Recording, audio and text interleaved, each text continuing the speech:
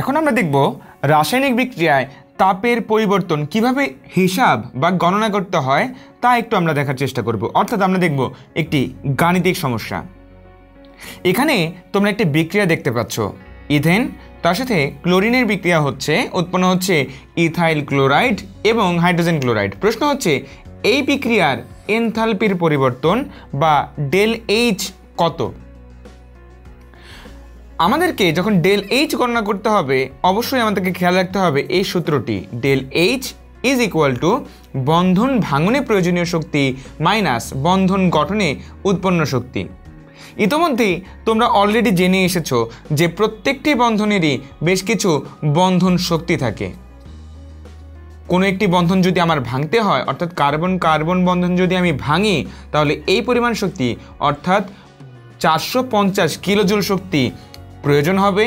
যদি নতুন করে কার্বন কার্বন বন্ধন তৈরি হয় তাহলে সমপরিমাণ শক্তি উৎপন্ন হবে, অর্থাৎ বন্ধন ভাঙনে শক্তি প্রয়োজন হয় এবং নতুন বন্ধন গঠন হলে শক্তি উৎপন্ন হয়।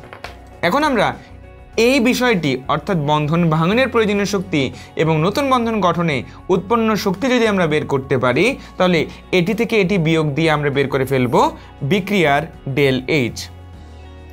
যখনই আমরা এরকম কোনো একটি সমস্যা দেখব আমাদেরকে প্রথমেই এটা ডিটেক্ট করতে হবে বা এটা বুঝতে হবে যে কোন কোন বন্ধন ভাঙছে এবং কোন কোন নতুন বন্ধন তৈরি হচ্ছে। অনেক ক্ষেত্রেই বিক্রিয়া দেখে, যেহেতু আমরা এখন কেবলমাত্র ক্লাস 9 বা 10-এ উঠেছি, আমরা এখনও ভালোভাবে এই বিক্রিয়াগুলো আমরা ভালো করে জানি না বা বুঝি না। এই জন্য আমাদের অনেক ক্ষেত্রেই বুঝতে অসুবিধা বা কষ্ট হয় যে কোন কোন বন্ধন ভাঙছে, কোন কোন বন্ধন গড়ছে। এই জন্য প্রথম কাজ হচ্ছে এই বিষয়গুলোকে অর্থাৎ বিক্রিয়ক এবং উৎপাদকে ভেঙে লেখা, অর্থাৎ তাদের গাঠনিক সংকেত লেখা। এই হচ্ছে আমাদের ইথেন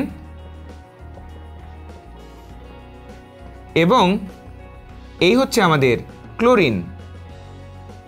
এরা বিক্রিয়া করছে এবং উৎপন্ন করছে আমাদের ইথাইল ক্লোরাইড, কার্বন কার্বন।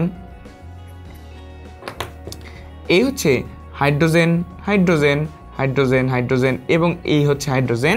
এবং এই কার্বন হাইড্রোজেন বন্ধন ভেঙে গেল, উৎপন্ন হলো এই কার্বন ক্লোরিন বন্ধন এবং এই ক্লোরিন ক্লোরিন বন্ধন ভেঙে গেল, উৎপন্ন হলো হাইড্রোজেন ক্লোরিন বন্ধন। তার মানে তোমরা দেখতেই পাচ্ছ এখানে বন্ধন ভাঙছে কার্বন হাইড্রোজেন এবং ক্লোরিন ক্লোরিন, উৎপন্ন হচ্ছে কার্বন ক্লোরিন এবং হাইড্রোজেন ক্লোরিন। এবার চার্টের মধ্যে অলরেডি আমাদের প্রত্যেকটি বন্ধনের বন্ধন শক্তি দেয়া আছে। তার মানে আমরা গণনা করতে পারি বন্ধন ভাঙনের প্রয়োজনীয় শক্তি হচ্ছে কার্বন হাইড্রোজেনের বন্ধন শক্তি অর্থাৎ 414 এবং ক্লোরিন ক্লোরিন বন্ধনের বন্ধন শক্তি 244 এবং এটি হচ্ছে আমাদের বন্ধন ভাঙনে প্রয়োজনীয় শক্তি।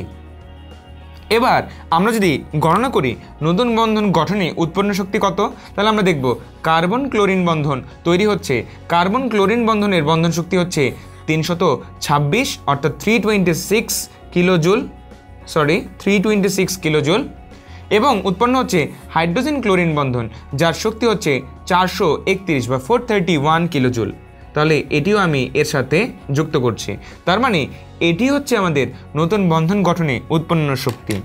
এবার আমাদের কাছে সূত্রও দেয়া আছে যে বন্ধন ভাঙনের প্রয়োজনীয় শক্তি থেকে যদি আমরা নতুন বন্ধন গঠনে উৎপন্ন শক্তিকে বিয়োগ করি আমরা পেয়ে যাই ওই বিক্রিয়ার এনথালপির পরিবর্তন, অর্থাৎ আমি পাবো del H equals to 414 plus 244 minus 326 plus 431।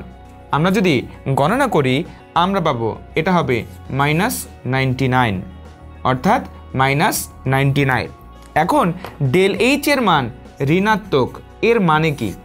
মনে রাখবে ডেল এইচ এর মান যখন ঋণাত্মক তখন বিক্রিয়াটা হচ্ছে তাপ উৎপাদী বিক্রিয়া এবং ডেল এইচ এর মান যদি ধনাত্মক হয় তাহলে বিক্রিয়াটি হবে একটি তাপহারী বিক্রিয়া।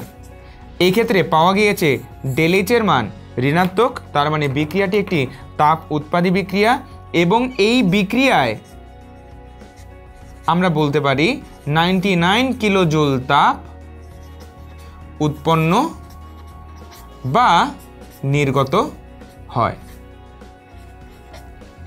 অর্থাৎ আমরা দেখলাম একটি বিক্রিয়া, সেখান থেকে আমরা কিভাবে ওই বিক্রিয়ার ডেল এইচ গণনা করতে পারি এবং ডেল এইচের মান থেকে ধনাত্মক নাকি ঋণাত্মক তা থেকে আমরা এও বলতে পারি বিক্রিয়া কি তাপ উৎপাদী নাকি তাপহারী। যেমন এই ক্ষেত্রে ডেল এইচের মান পাওয়া গেল -99, যেহেতু সব কিছু কিলোজুলে হিসাব করা হচ্ছে, তার মানে এই বিক্রিয়ায় 99 কিলোজুল তাপ উৎপন্ন হয় বা নির্গত হয়।